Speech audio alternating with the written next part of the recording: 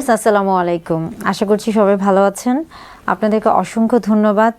বিশেষ করে আপনাদের রেসপন্স আমাকে এত বেশি মুগ্ধ করেছে।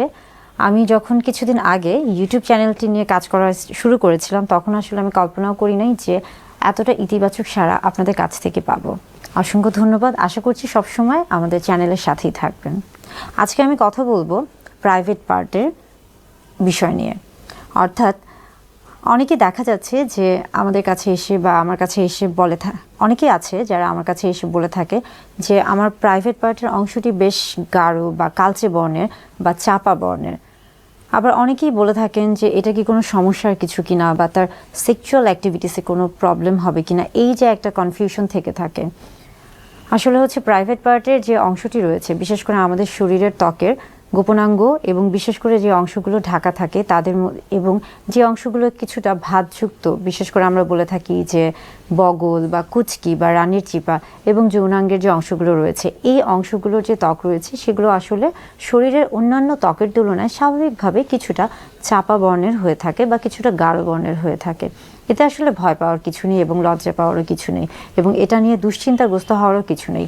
এটা যেমন আপনার দাম্পত্য জীবনে তেমন কোনো সমস্যা করে না। বিশেষ করে অনেকে মনে করে থাকেন যে এটার সাথে হয়তো বা সহবাসের কোনো সম্পর্ক রয়েছে। এটার সাথে আসলে সহবাসের কোনো সম্পর্ক নেই এবং এটার সাথে আপনার দেখা যাচ্ছে যে অনেকে মনে করে থাকেন যে স্বাস্থ্যগত ঝুঁকি রয়েছে। না, এটার সাথে স্বাস্থ্যগত ঝুঁকিও নেই। বিশেষ করে আমরা বলে থাকি যে কখন আসলে কেন এই পরিবর্তনটা হয়ে থাকে। এটা মূলত হয়ে থাকে বয়ঃসন্ধিকালীন সময়ে হরমোনের একটা তারতম্য ঘটে থাকে। আবার আমরা বলে থাকি যে গর্ভকালীন সময়েও কিন্তু হরমোনের একটা তারতম্য হয়। তেমনি যখন প্রাপ্তবয়স্ক বা এজিংয়ের একটা সময় চলে আসে, সেই সময় কিন্তু হরমোনের একটা বিষয় কাজ করে। অর্থাৎ সবগুলি ক্ষেত্রে কিন্তু হরমোনের একটা তারতম্য কাজ করছে এবং হরমোনের জন্য কিন্তু এই যে হচ্ছে আমাদের বলে থাকি যে প্রাইভেট পার্টের যে কালচে যে বর্ণটা বা গাঢ় যে বর্ণটা, এটা কিন্তু হয়ে থাকে। আবার খেয়াল করে দেখেন যে আমাদেরকে কিন্তু প্রতিদিনই অর্থাৎ নিয়মিত অনেক বেশি হচ্ছে কাজ করতে হচ্ছে এবং স্বাভাবিকভাবে সেক্ষেত্রে কিন্তু আমাদের শরীরের বিভিন্ন অংশ কিন্তু ঘর্ষণের একটা তৈরি হচ্ছে। বিশেষ করে আমরা যখন আবার বলছি যে আমরা যখন বগলের কথা বলছি বা আমরা যখন কুচকির কথা বলছি, সেই অংশগুলো কিন্তু সবসময় একটা ফ্রিকশন হচ্ছে। এর ফলেও কিন্তু সেই অংশগুলো কিছুটা গাঢ় বর্ণের হয়ে থাকে। আবার একইভাবে যখন বলে থাকি যে যখন সেক্সুয়াল অ্যারাউজ অর্থাৎ যৌন উত্তেজনা কাজ করে, সেই সময় কি হয়ে থাকে, সেই সময় মূলত যৌনাঙ্গে বেশ কিছু রক্তপ্রবাহ বেড়ে যায় বা রক্তপ্রবাহ স্বাভাবিকভাবে বেড়ে যায় এবং তখনও কিন্তু সেই ক্ষেত্রে সেই অংশের বর্ণ কিছুটা গাঢ় বর্ণের হয়ে থাকে। অর্থাৎ প্রাইভেট পার্টের যে রঙটি রয়েছে সেটা যদি চাপা বর্ণের হয়ে থাকে, এটাতে ভয় পাওয়ার কিছু নেই। তবে অনেকেই করে থাকেন যে সেখানে হচ্ছে ব্লিচ করতে চান বা অনেকে ব্লিচ করান, কিংবা অনেকে বলে থাকেন যে বিশেষ কিছু প্রসাধনী তিনি ব্যবহার করছেন সেই জায়গাগুলোকে হচ্ছে ফর্সা করার জন্য অথবা সেই জায়গাকে কিছুটা উজ্জ্বল করার জন্য। আসলে এগুলো কোনো কিছুই খুব একটা দরকার হয়ে থাকে না। আপনি যখন এই ধরনের কোনো একটা পদ্ধতিতে যাবেন, সেই পদ্ধতিটি যদি আপনার ত্বকের জন্য মানানসই না হয়ে থাকে, তাহলে সেই ক্ষেত্রে দেখা যাচ্ছে যে আপনার সেই জায়গার যে ত্বকটি রয়েছে সেটা কিন্তু পুড়ে যেতে পারে, জ্বালা পোড়া হতে পারে, অস্বস্তি হতে পারে। সেই ক্ষেত্রে কিন্তু হিতে বিপরীত হতে পারে।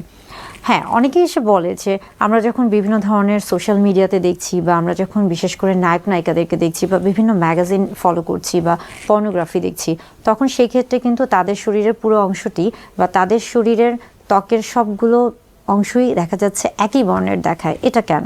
আসলে এখানে অনেক কিছু কাজ করে। বিশেষ করে দেখা যায় যে আমরা সবাই জানি বর্তমানে এডিটিংয়ের একটা যে বিষয় থাকে, আপনি ভিডিও এডিটিং বলেন কিংবা ছবি এডিটিং বলেন, সব জায়গায় কিন্তু এডিটিংয়ের একটা ব্যাপার থাকে। এছাড়া পাশাপাশি কিন্তু মেকআপ বা বিভিন্ন রকমের প্রসাধনীর একটা প্রচলন রয়েছে। এবং তাছাড়াও যদি বলে থাকি যে হ্যাঁ, অনেকে থাকে অনেক বেশি স্বাস্থ্য সচেতন বা অনেক বেশি সৌন্দর্য সচেতন, বিশেষ করে যারা সেলিব্রিটি রয়েছে কিংবা যারা পর্নোগ্রাফিতে কাজ করে থাকে।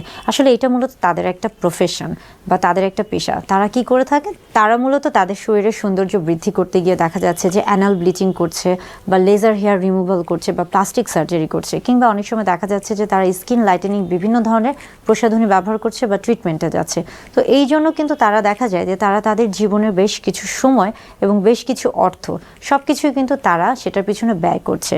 তো এটা আসলে যাদের প্রফেশন তাদের জন্য ঠিক আছে, কিন্তু স্বাভাবিক মানুষদের ক্ষেত্রে আসলে এটা নিয়ে খুব বেশি সংকোচ বোধ করারও কিছু নেই, লজ্জা পাওয়ারও কিছু নেই বা দুশ্চিন্তারও কিছু নেই, বরং এটা